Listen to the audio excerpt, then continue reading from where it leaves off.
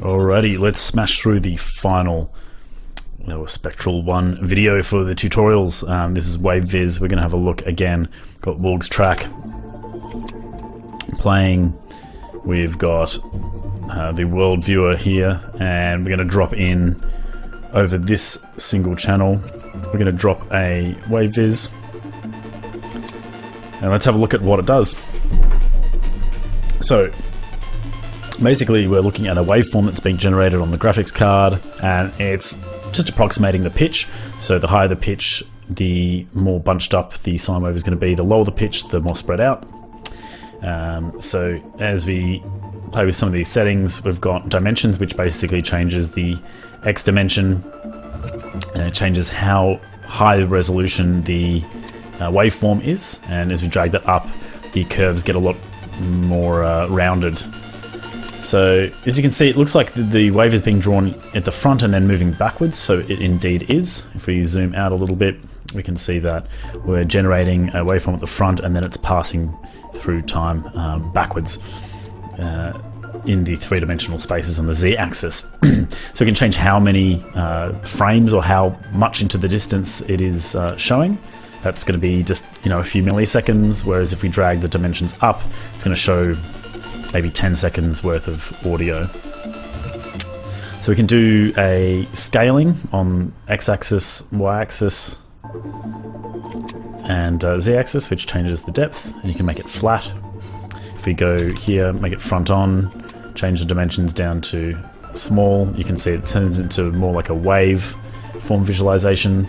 Whereas if you sort of tilt it on an axis, you stretch that out and you make the dimensions longer, you can sort of turn it into more of like a plane, like a three-dimensional sort of object that is showing history or showing the waveform over time.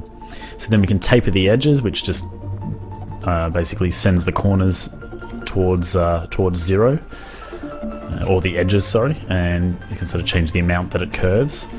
And that looks really interesting when you change the color mode. So the color mode changes what color each wave is being represented as. So in amp, it's the the loudness or the amplitude of the audio. Changes the color based on the palette. The frequency one changes the waveform color based on what frequency. If it's high or low, it'll change. Shaded basically turns the edges into black, whilst maintaining a frequency-based, I think it's frequency-based or is amplitude-based color base. And then blend is basically a blend between the two, the frequency and shaded modulations. It really depends on what look you're after, and it depends on what source signal you're getting and what angle you want to look at it from, but some of these may look better than others. It depends on the situation, so I've included all of them so you can have it play. Gives you a bit of power there. So here it looks like a kind of cloud that's puffing out, and it's brighter around the edges and darker in the center, which kind of gives it a cool effect. And you can turn lighting on and off as well, but be careful because this mesh is highly detailed, especially when you have these dimensions all the way up. If you turn them down, it's not so bad, but when you have these all the way up, unless you've got a very good graphics card, you're going to struggle reproducing that with lighting effects. So generally it sort of looks a little bit cluttered anyway with lighting.